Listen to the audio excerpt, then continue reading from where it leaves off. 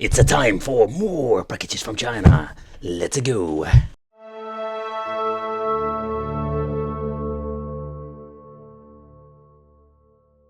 720 output, having the option for 16:9 and 4:3. It comes with a controller and of course a different region switch. That is kind of cool. So this thing came with a lot of cool, let's say, features that we have seen before. But the biggest problem we're having when it comes to clone devices is the overall audio and visual quality. Where Hyperkin in general is a company I've been reviewing for quite a long time now, and I can tell you, in general, I was always quite intrigued by what they were releasing, and it would be fun to see something of a portable Sega Nomad 2.0 from them, because the overall quality of the products are quite nice. So the Hyperkin Retron HD Mega, I think they also made a Super Nintendo version. So we're having the on-off switch over here, no volume control. This thing is completely custom when it comes to the shell, no rip-off from the original Sega, and it also has no option for the Sega CD and other add-ons.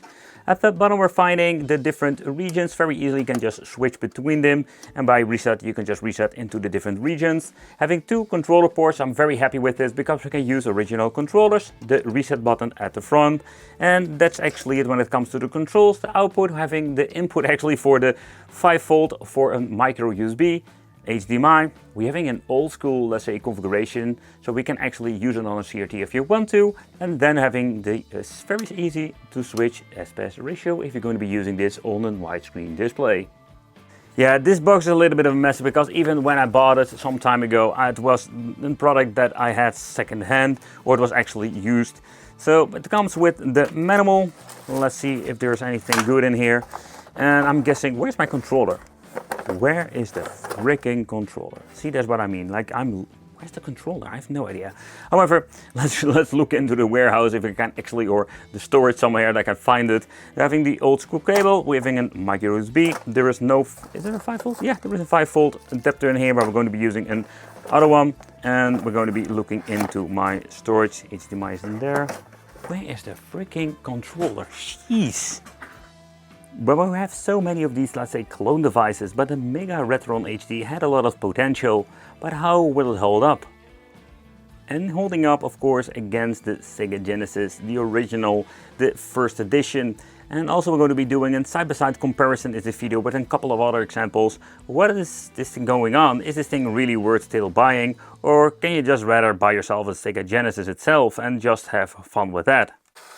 Another thing is compatibility with many different games, custom games. How will it work and how will this thing fit? Ooh, that is very tight. But let's have some fun with some old school but also custom games. Let's see how will they play, how will it work, and how is the overall experience when it comes to that. So we're going to be using the retro bit version because I just love this controller, super convenient and very affordable. You also have a wireless version, but let's see how the game itself runs. This is Mortal Kombat 2 Unlimited.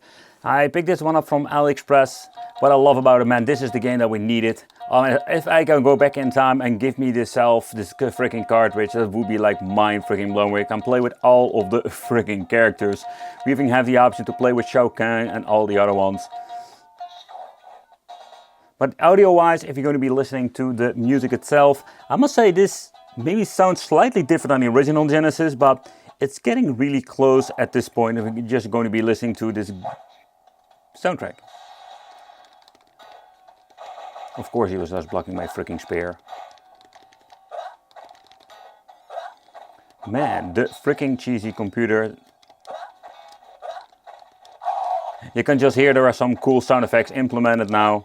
And that's one of those extras with the Mortal Kombat 2 game. Another thing I just wanted to see how it is with the wiggle test. That's going to be really necessary, but... So, it's really tight when it comes to, let's say, the game cartridge. But the configuration, the way how this fits in, we're going to be finding the right way to disassemble. It's not bad at all. But let's get into the Mortal Kombat, the Trilogy version, because this is a very cool one. Okay, so let's see what's going on. Most of the time, okay, I want to say like it's going to be like not skipping, going further from the text on the screen, so that's kind of cool.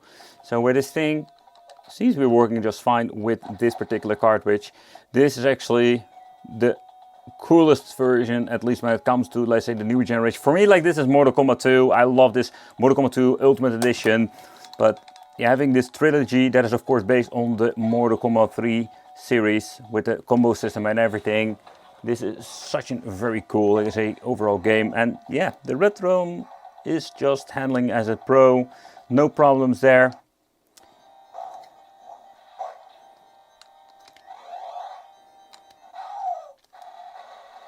Yep, no problem there. No weird things going on. So let's move on to some other testing and let's see what we can actually do when it comes to, let's say, the multi-cartridges, flash cards, you name it. Let's see how we can disassemble the cartridge. Let's go with the heck. Let's see how that fits in. Man. Wait. Man, this is really horrible. Oh, there we go. Let's see if it's going to be booting up multi-game cards. That's going to be another fun thing. Does take up a lot of time for actually booting up. Is something that's actually going to be going on. We can see that US NTCC is going to be leaving it there. Of course, later on, maybe it will be fun to check out some other games to see if we can play some Street of Rage, see how that works out. This is going to be the ultimate hack version where we can actually die. So it's absolutely cheesy, but a lot of fun. So when it comes to playing some Street of Rage, oh yeah, we can run with this particular version. We have unlimited health. But where this is not going to be sounding perfect, I think this is getting really close. I think for the part where Retron did an amazing job, or Hyperkin did an amazing job when it comes to the games itself. So I think it's a lot of fun. You can just see that this seems to be working fine. Ha, finally.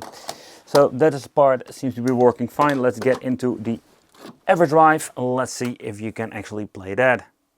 Okay, it seems to be booting up. Already loaded up Sonic 3 and Knuckles. Also, flash cards are compatible with this particular device. So it's kind of interesting to see how, can I say how good and compatible this thing is. So I can really enjoy myself some Sega. It's unfortunate that I'm thinking you need to pay a lot of money. I've been looking around, let's say on the internet, how much people are asking for this particular device. So also visual wise, this thing was quite good. But you do hear some weird thing with the audio, but it is very minor when it comes to, let's say, the difference and everything else. But if you're going to be getting into the original game, the Sonic 3 Knuckles combination, also this seems to be working just fine. And I think this is a very interesting, let's say, configuration, because this is something I think there are almost none of the clones have, let's say, the option to play this combination. And guess what? This is actually one of my favorite games to play. So it's absolutely cool. Of course, if you have a clone version that has okay sound, you can play through an Everdrive. It will fix your issue, but still, it's kind of cool to see that we can actually play this without any problem whatsoever. But what is interesting to see that we can actually play some virtual racing on this, because this is a cartridge that has such a lot of problems with almost every single freaking, I say, clone device. But wow. So virtual racing, so far I've been throwing everything at this machine and I have no problems, any complaints there. But let's get into the virtual racing, the game itself, before we're going to be speaking too early. So if I'm going to be playing virtual racing, I'd rather to play that on the Sega 32X, but okay, that's personally me. But so far, so good. Everything seems to be working just fine. So I'm just going to ask, I am completely flabbergasted that I think I can't remember that I ever tried virtual racing on this, but this is just absolutely cool that we can just play it. So in the end, when you're looking at this freaking device, it plays all kinds of games and I'm really pleased with that. However, if you're going to be playing and looking side by side with other devices, there we're going to be finding the difference. Let's put it that way. So I did make a side-by-side comparison of all kinds of different solutions, because there are many different solutions when it comes to the Sega Genesis. So in this comparison I didn't really implement a lot of clones, because most of the clones from AliExpress are just really horrible. But a couple of them are really worth checking out. So just doing side-by-side comparison, but also the Analog and the other companies. Unfortunately, Analog is in my opinion the best out there, but is not like say for sale anymore, and if you're finding them on the second-hand market, they're like super expensive, and for just, let's say, casual gaming is not worth it most of the time. solutions out there. Let's do the side-by-side comparison, visual but audio-wise, to give you an idea what can you actually expect when you're going to be doing a side-by-side comparison of every single device. So let's make it interesting by doing a side-by-side comparison with a lot of games. In this part we're going to be doing the visual but also the audio quality comparison, and when you're going to be scrolling through the games you can already notice some difference. Unfortunate, my Sega console was set to 16:9, so we do have widescreen shenanigans, but for the visual and audio part it's not going to make any difference. I just wanted to see how the colors and everything is, and already going through a couple of the Sonic games on the systems I noticed some things. How is the quality, and when you're going to be putting them side by side, how bad is, for example, the Chinese Sega AliExpress machine?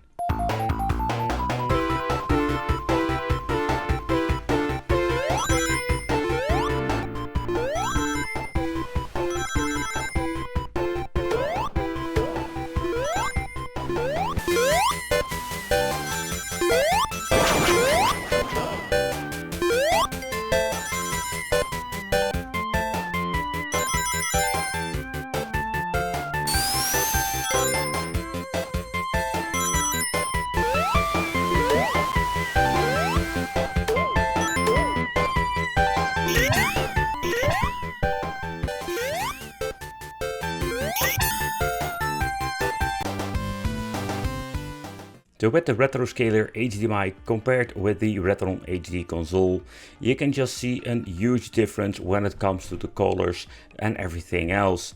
So where the Retron HD console does look quite good, so when it comes to the color palette it's completely different, and the Retroscaler HDMI utilizes the original colors of the Sega system.